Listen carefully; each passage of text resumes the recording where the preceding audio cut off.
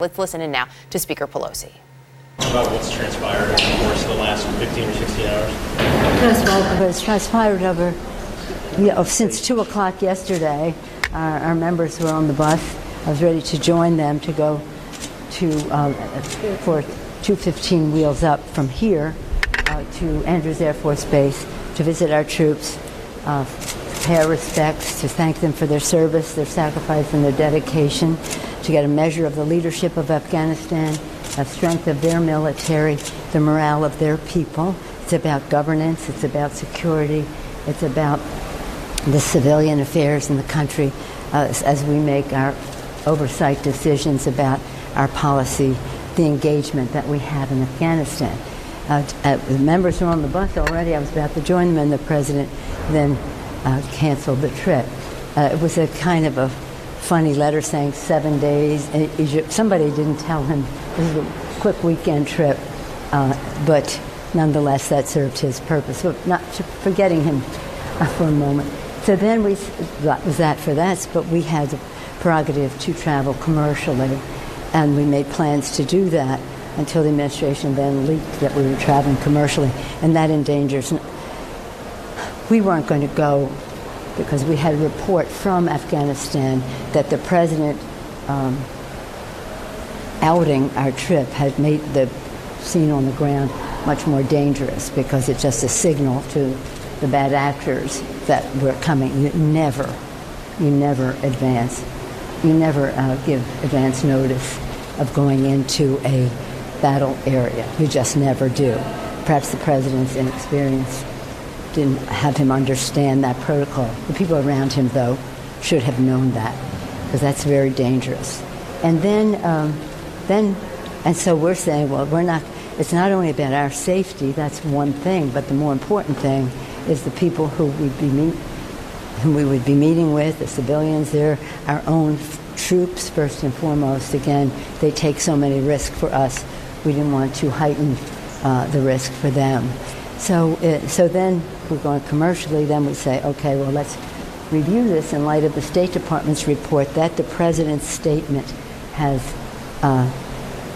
heightened the danger on the ground. As we're making that decision, all of us together, then the State Department doubles down and says, we don't think you should come because the president's statement has made this work. But the fact that they would leak the commercial, that we were flying commercial, is a danger not only to us, but to other people flying commercially. So it was very irresponsible on the part of the president. We'll go again. We'll go another time. This would have been my 9th trip. One of my colleagues, it was his 15th trip. We've been many times to see what the needs are of our men and women in uniform, honor those needs, and thank those troops. How do you know that the leak came from the White House? The White House has denied that the leak came from them. Do you view this as rest my case? Do you view this as retaliation for your letter about the State of the Union? I would hope not. I don't think the president would be that petty. Do you? You're essentially accusing the President of the United States of endangering the lives of members of Congress and American troops. That's extraordinary. No, I'm just saying what the State Department reported to us. I'm just saying what the State Department reported to us. That and this is a fact. This isn't even an opinion. Anytime anyone puts a bright light on the presence of a high level or any level of congressional delegation in a region, you've heightened the danger.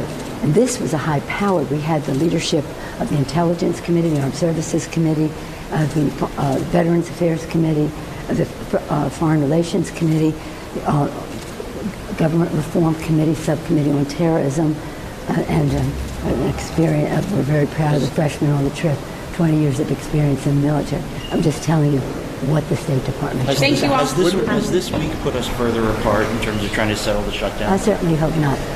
Open up government. There's a solution. Will the State of the Union happen in the change? Thank you all. That's scheduled.